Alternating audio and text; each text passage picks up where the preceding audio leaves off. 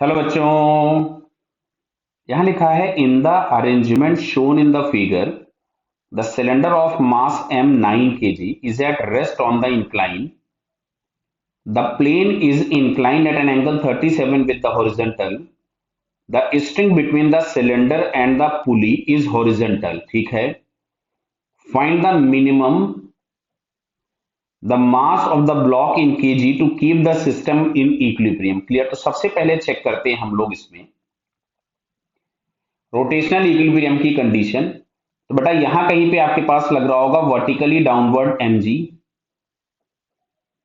यहां कहीं सेंटर से ही पास हो रहा होगा नॉर्मल रिएक्शन, और फ्रिक्शन यहां कहीं पे हम लोगों ने ऊपर की तरफ में एक्ट होता हुआ मान लिया अप द इंक्लाइन fs, और एक टेंशन T एक्ट हो रहा होगा अलोंग द स्ट्रिंग जो कि हॉरिजॉन्टल है। क्लियर। तो अगर हम लोग यहाँ पे सेंटर के अबाउट टॉर्क निकालें तो mg और नॉर्मल दोनों के टॉर्क जीरो हो गए। तो टॉर्क के नाम पे एक मिलेगा T इंटू आर और एक दूसरा मिलेगा एफ एस इंटू आर। अगर आप यहां से चेक करें तो T इसको एंटी क्लॉकवाइज घुमाने की कोशिश कर रहा है जबकि इसको एफ एस क्लॉकवाइज घुमाने की कोशिश कर रहा हो। अगर ये इक्विलिब्रियम में है तो दोनों के टॉर्क बैलेंस्ड हो जाएंगे। तो यहां से हम लोगों के पास मिला T is equals to F S. अब अगर हम इस ब्लॉक का फ्री बॉडी डायग्राम बनाएं तो यहां नीचे मिलेगा mg और ऊपर मिलेगा T। तो इसके इक्विलिब्रियम कंडीशन के लिए हमारे पास T इज इक्वल्स टू हो गया स्मॉल mg। क्लियर है। चलिए आगे आते हैं। अब मैं इसके सेंस ऑफ रोटेशन को हटा रहा हूं क्योंकि मेरे को यहां पे फिर से फ्री बॉडी डायग्राम बनाना होगा। क्लियर। तो देखिए अब अगर हम यहाँ पे फोर्सेस को कंपोनेंट में रिजॉल्व करें तो ये बेटा कोई नई बात नहीं होगी, बहुत पहले समय से हम करते चले आ रहे हैं। यहाँ पे आ जाएगा आपके पास mg साइन थीटा और इस नॉर्मल रिएक्शन के अपोजिट आ जाएगा mg कॉस थीटा। क्लियर बताइए।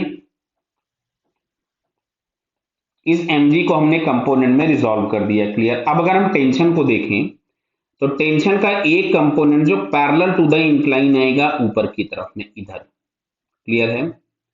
नीचे दूसरा डायग्राम बनाने में बहुत ज्यादा बड़ा हो जाएगा। ये एंगल थीटा होगा हॉरिजॉन्टल के साथ। तो ये जो कंपोनेंट यहां पे हम लोगों के पास आ रहा है ये वाला, ये हम लोगों के पास आ रहा है टी कॉस थीटा।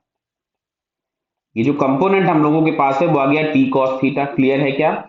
और एक कंपोनेंट जो नीचे की तरफ में आ जाएगा ये कंपोनेंट हम लोगों के पास आ जाएगा टी साइन थीटा। तो अब अच्छा देखो, अगर हम देखें तो अप द इंक्लाइन लगने वाला फोर्स एक है आपके पास टी कॉस थीटा सिलेंडर पे, और एक अप द इंक्लाइन लगने वाला फोर्स है ये एफ एस। दिख रहा है ना बेटा, ये एक एफ एस है और एक ये T cos theta. Down the incline आपके पास है mg साइन थीटा। क्लियर है। ये कैपिटल M है भाई, है ना, ये कैपिटल M है, ध्यान रखेंगे गड़बड़ ना कर देंगे। ये कैपिटल M है ये, क्योंकि ये हमने सिलेंडर का जो मास था उसके कंपोनेंट रिजॉल्व किए हैं। तो this one is capital M। Clear. अब देखो यहां से हम T की जगह mg लिख सकते थे और T और Fs आपस में इक्वल थे तो इसकी जगह हम mg लिख देते हैं। T की जगह भी mg और Fs की जगह भी mg, और ये m है जो स्मॉल mg है। यहां गया mg cos 37 हम लोगों के पास मिलेगा 4/5 plus small mg is equals to capital mg into sine theta. Sine theta हमारे पास हो जाएगा 3/5। क्लियर है। यहां से हम लोग सारे g कैंसिल कर देते हैं तो ये हम लोगों के पास मिल रहा है 9m/5 मिल रहा बेटा, दिख रहा आप सभी लोगों को, is equals to 3 capital m/5। तो इससे तो कैंसिल हो गया। अभी कैपिटल M हम लोगों को दिया था 9 kg, कितना दिया है 9 kg। तो यहां से हमारे पास आ जाएगा 9 times small m is equals to 3 times capital M। तो ये कैंसिल हो गया तो small m is equals to अपने पास आता है 3 kg। तो जो हम लोगों को minimum value of small m चाहिए होगी दैट इज 3 kg। क्लियर है। बराबर है बेटा। Clear. Okay. All the best.